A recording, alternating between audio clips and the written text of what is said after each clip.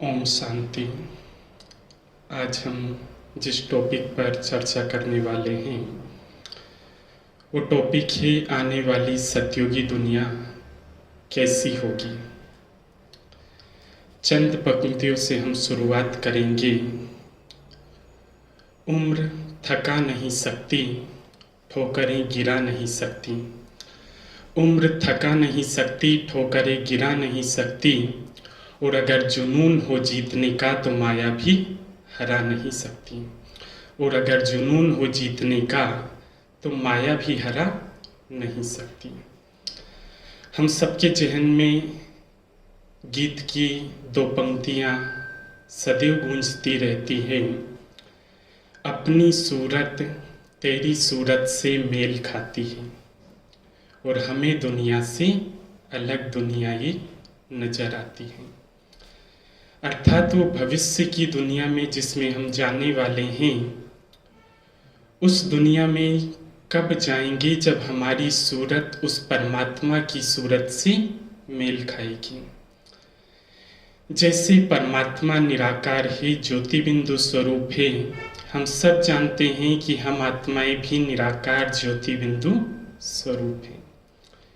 लेकिन कहीं ना कहीं जो परमात्मा के अंदर दिव्य गुण हैं, वो दिव्य गुण हम आत्माओं के जीवन में कहीं ना कहीं नहीं है। जब वही दिव्य गुण हम सब आत्माओं के जीवन में भरते जाते हैं तो हमारी सूरत उसकी सूरत से मेल खाने लगती है। इसीलिए कहा जाता है कि दुनिया में मनुष्य आत्माएं सुंदरता के पीछे भागती रहती और परमात्मा हमसे कहते कि परमात्मा से सुंदर तो कोई है ही नहीं। तो हम भी इतने सुंदर कब बनेंगे जब वो धारणाएं, वो गुण परमात्मा के हम आत्माओं के जीवन में भरते जाएंगे। आते हैं उस सतयुगी दुनिया की ओर कि क्या क्या उस सतयुगी दुनिया में हम आत्माओं के पास होगा। सर्वप्रथम परमात्मा हमको बताते हैं कि वहाँ पर आप अमृत वेले के समय जो उठेंगे, ऐसे अमृत वेला नहीं होगा, लेकिन सुबह के समय जब उठेंगे तो उस समय आपको कोई टेप की आवश्यकता नहीं होगी। उस समय आपको जगाने के लिए पंछियों की चहचहाहट, जिसको कहा जाता है साज, ऐसे पंछी भिन्न भिन्न प्रकार के साज सुनाएंगे और उन साजों के माध्यम से अर्थात संगीत के माध्यम से वहाँ पर हम सब आत्माओं की नींद खुलेगी। वहाँ पर कभी भी ऐसे थकावट नहीं होगी, क्योंकि हर एक आत्मा की जागती ज्योत रहती है। यहाँ तो रहता है ना कि अभी सोने वाले हैं तो सुबह जगना रहेगा, लेकिन सतयुगी दुनिया में ये संकल्प नहीं होगा, क्योंकि वहाँ पर हर एक आत्मा की सोते हुए भी कैसी ज्योत रहेगी, जागती ज्योत रहेगी। दूसरा हमको परमात्मा बताते हैं कि ये जो वनस्पति हैं, ये आप विश्वपति के आगे भिन्न भिन्न प्रकार के अनेकानेक साज सुनाएंगे। आप इस समय अपनी इस रचना पर जीत पाती तो यही वृक्ष भविष्य में आपको क्या सुनाती, साज सुनाते। जब ये पत्ते आपस में ऐसे हिलते तो इनके माध्यम से भी क्या होता, संगीत उत्पन्न होता। आज तो देखो दुनिया में कितने आर्टिफिशियल साज बनाए हुए हैं, लेकिन भविष्य सतयुगी दुनिया में जो साज होंगे वो कैसे होंगे, नेचुरल होंगे। अर्थात जो संगीत होगा वो नेचुरल संगीत होगा। दूसरा बाबा खाने पीने के विषय में हमें बताते हैं कि आज की दुनिया में तो देखो शुगर मिल है, नमक के मिल हैं, चाय की पत्ती के मिल हैं, लेकिन सतयुगी दुनिया में तो ये सब नहीं होंगे। वहाँ पर ना कोई शुगर मिल होगा, ना कोई नमक का मिल होगा, ना ही ये चाय की पत्ती होगी। तो क्या ऐसी दुनिया में जाना चाहेंगे? उसके लिए परमात्मा हमको बहुत अच्छे से बताते कि उस सतयुगी दुनिया में भिन्न भिन्न प्रकार के वैरायटी फल होंगे। शुगर मिल तो नहीं होगा, लेकिन शुगर फल होगा। इस रीति के फल होंगे जिनको आप अपनी सब्जी में या जो भी वैरायटी प्रकार का भोजन बना रहे हैं उसमें डालेंगे तो उससे क्या होगा, उस प्रकार का स्वाद बनेगा। दूसरा बाबा हमको ये बताते हैं कि सतयुगी दुनिया में ऐसे पत्तों वाली सब्जियां नहीं होगी, वहां पर ऐसे फल और फूल की सब्जियां होंगी। तीसरा परमात्मा हमको इसे बताते कि वहां पर खाने वाले फल और पीने वाले फल हर एक की वैरायटी रहेगी। ऐसे मेहनत नहीं करनी होगी, जैसे आज कितनी मेहनत करनी होती है, फलों को लाया जाता है, फिर उनको छीला जाता है और फिर खाया जाता है, तो उसमें भी क्या होता, एक प्रकार की मेहनत ही लगती है। लेकिन जब हम सतयुगी दुनिया में होंगे तो ऐसी कोई मेहनत नहीं होगी। उसका एग्जाम्पल अगर देखें तो जैसे हम नारियल पानी वाले के पास जाते हैं, वो आपको काट कर देता है, आप उसे डायरेक्ट क्या कर लेते, पी लेते, कोई मेहनत नहीं करनी पड़ती। ऐसे ही सतयुगी दुनिया के फल होंगे, आप उन्हें तोड़ेंगे, दबाएंगे और रस पी लेंगे, कोई मेहनत आपको वहां पर नहीं करनी होगी। अर्थात ऐसे भिन्न भिन्न प्रकार के रसना वाले फल होंगे। आगे हमको बताया जाता कि नहाने के लिए विशेष इस प्रकार से आज तो इत्र का अनेकानेक चीजों का प्रयोग करते हैं, लेकिन सतयुगी दुनिया में जब होंगे तो वहां का पानी ही कैसा होगा, बहुत ही सुगंधित होगा। आज गंगा जल का इतना महत्व क्यों है, क्योंकि गंगा जल के लिए कहा जाता वो कैसी है, पतित पावनी है। इसका विशेष कारण ये ही कि गंगा जल के किनारे पर विशेष प्रकार की जड़ी बूटियां पाई जाती हैं, और जब पानी उनसे इसे टकरा कर निकलता तो पानी कैसा होता जाता, सुगंधित होता जाता है। तो जब वो पानी सुगंधित होता जाता और उस पानी से हम स्नान करते तो वहां की काया भी कैसी होती जाती, सुगंधित होती जाती। अर्थात वहां पर किसी भी प्रकार से कोई इत्र लगाने की आवश्यकता नहीं होगी। आगे परमात्मा हमको बताती कि सतयुगी दुनिया में पढ़ाई तो होगी, लेकिन ऐसे मेहनत वाली पढ़ाई नहीं होगी।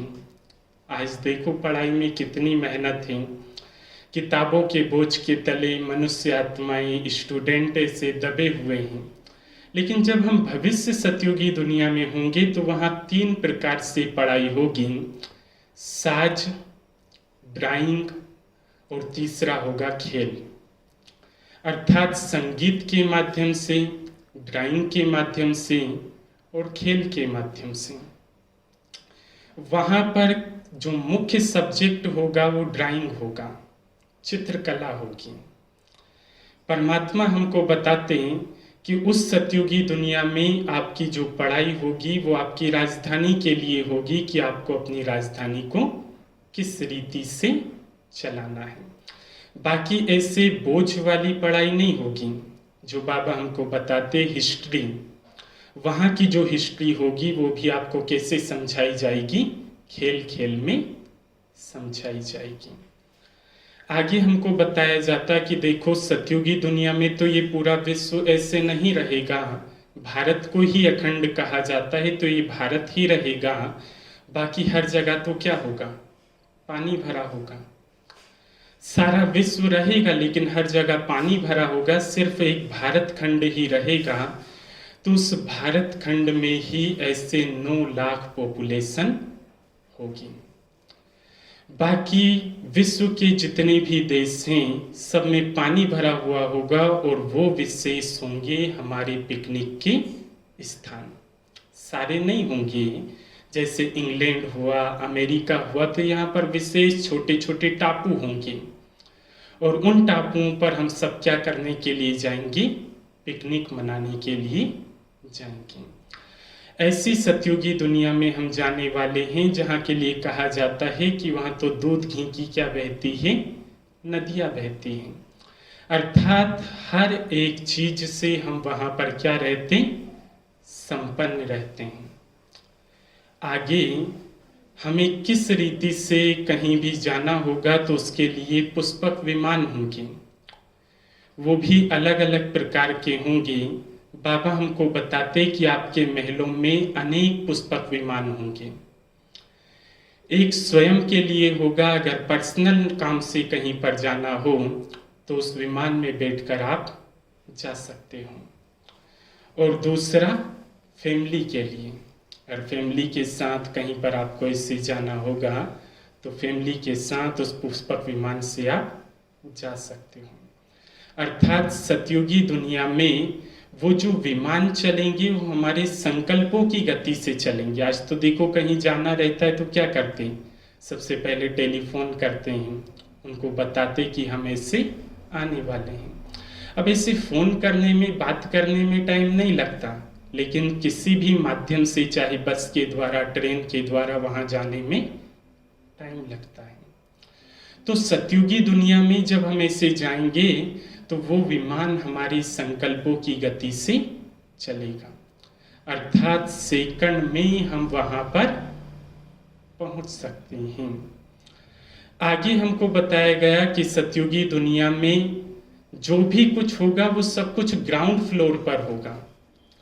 आज तो जगह की कमी होने के कारण क्या करते, फर्स्ट सेकंड थर्ड फ्लोर ऐसे बनाते जाते हैं, ऊपर ऊपर बिल्डिंग्स को चढ़ाते जाते हैं।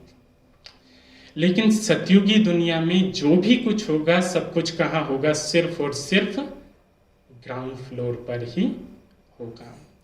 उस दुनिया के लिए कहा जाता है कि जहाँ पर शेर और गाय एक घाट पर पानी पीते हैं।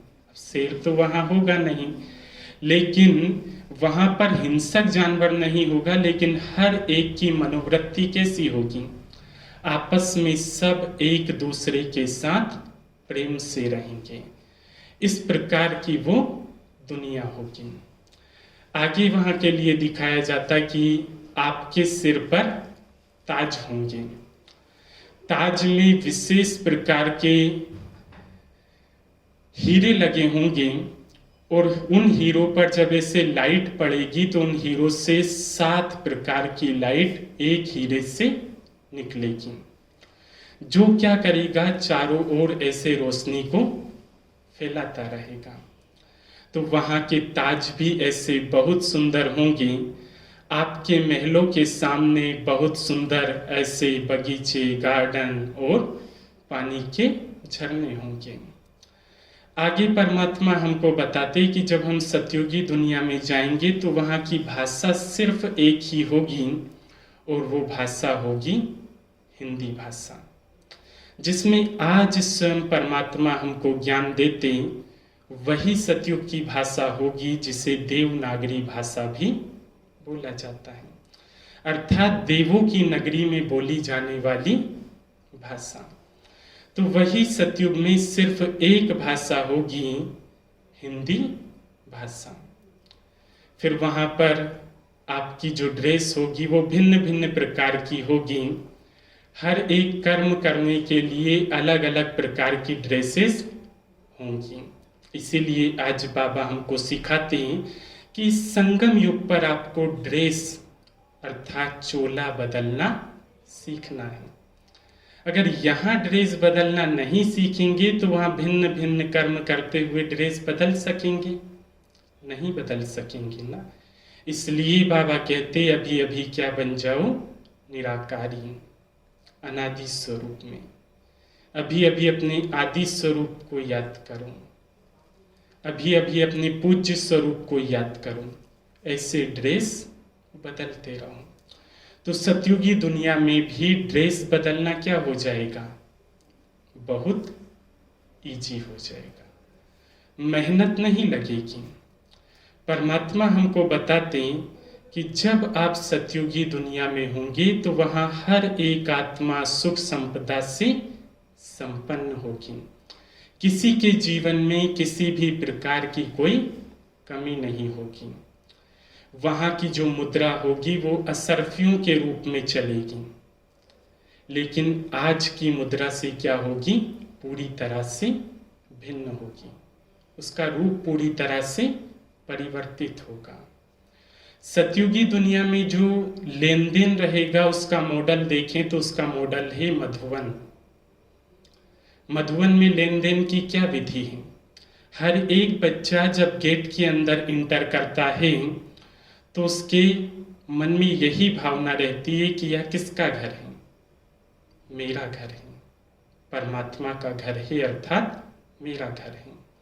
और जब मेरा घर है तो यहाँ पर हर चीज किसकी है? मेरी है। लेकिन उसके बाद भी वहां पर क्या बने हुए हैं? भिन्न भिन्न ऐसे विंग्स बने हुए हैं। तो हर एक डिपार्टमेंट बना हुआ है और हर एक डिपार्टमेंट को संभालने के लिए कोई ना कोई निमित्त भी बना हुआ है। तो हर एक डिपार्टमेंट को संभालने के लिए निमित्त बनी हुई आत्मा से पूछकर ही क्या किया जाता है? वस्तुओं की लेन देन की जाती है। ऐसे ही सतयुगी दुनिया में होगा, वहां ग्राहक और दुकानदार का भाव नहीं होगा, मालिक और ग्राहक का भाव नहीं होगा। वहां हर एक आत्मा के अंदर जो भाव होगा वो समान रूप से होगा, क्योंकि देखा जाए तो वहां की प्रजा दास दासी भी अपने जीवन यापन से पदम गुणा क्या होंगे? श्रेष्ठ होंगे। पदम गुणा मिल्कियत उनके पास ज्यादा होगी। तो सतयुगी दुनिया में जो लेन देन होगा वो इस रीति से होगा कि कुछ वस्तुएं आप देंगे और उसके स्थान पर कुछ वस्तुएं आपको मिलेगी। इस रीति से वहां का लेन देन होगा। बाकी हिसाब किताब का कोई ज्यादा बोझ नहीं होगा, इस प्रकार का कोई रजिस्टर नहीं होगा जिसमें लिखना पड़े। सतयुगी दुनिया का जो अनाज होगा वो भी काफी उच्च क्वालिटी का होगा। आगे परमात्मा हमको बताते कि उस दुनिया में जब हम जाएंगे तो रास भी एक खेल ही है। कहा जाता है ना कि अगर रास पूछना हो तो किससे? गोपी वल्लभ के गोप गोपियों से पूछो। तो इस समय हम वो रास सीख कर जाते हैं और सतयुगी दुनिया में फिर क्या करते हैं? आपस में श्री कृष्ण के साथ ऐसे रास करते हैं। तो एक ऐसी दुनिया में हम जाने वाले हैं जहां किसी भी आत्मा के मन के अंदर ईर्ष्या, द्वेष, दुख, अशांति, निंदा के भाव हो नहीं सकते। तो ऐसी दुनिया में जाने के लिए हमें परमात्मा एक चीज की स्मृति दिलाते कि आप आत्माएं मेरे साहबजादे और साहबजादियां हो। ये स्मृति दिलाते कि आप आत्माएं मेरे साहबजादे और साहबजादियां हो, जिनका स्थान भविष्य के शहजादे और शहजादियों से भी क्या है? श्रेष्ठ है। साहबजादे अर्थात परमात्मा साहब के दिल पर चढ़ने वाले, और जो उस परमात्मा के दिल पर चढ़ गया वो तो भविष्य के शहजादे शहजादियों से भी क्या होगा? श्रेष्ठ होगा। तो सतयुगी दुनिया में जाने के लिए हम सब आत्माओं के लिए परमात्मा के उस दिल तख्त पर क्या करना होगा? चलना होगा। ये होगी परमात्मा की वो सतयुगी दुनिया जहां आपको उठने के लिए किसी प्रकार के कोई अलार्म की आवश्यकता नहीं होगी। पंछियों के साज ही आपको क्या करेंगे? जगा देंगे। तो ऐसी भविष्य की दुनिया में हम जाने वाले हैं। इस चीज का हमारे मन के अंदर बहुत खुशी होनी चाहिए कि मैं आत्मा इतनी सुंदर दुनिया में जाने वाली हूं। जो परमात्मा इतना सुंदर है तो उस परमात्मा की रचना हम सब आत्माएं भी इतनी सुंदर हैं, और उसकी श्रेष्ठ रचना वो स्वर्ग भी कई गुना सुंदर ही है। इसलिए किसी ने बड़े कमाल की बात कही है कि लाख दलदल हो पांव जमाए रखिए, लाख दलदल हो पांव जमाए रखिए, हाथ खाली ही सही ऊंचे उठाए रखिए। कौन कहता है कौन कहता है इस धरती पर स्वर्ग आ नहीं सकता, सिर्फ इस नर्क के संपूर्ण विनाश तक हौसला बनाए रखिए। सिर्फ इस नर्क के संपूर्ण विनाश तक हौसला बनाए रखिए। तो हम सब ऐसे खुशी के गीत गाते हुए उस परमात्मा की याद में आज के इस टॉपिक को यहीं पर खत्म करते हैं। ओम शांति।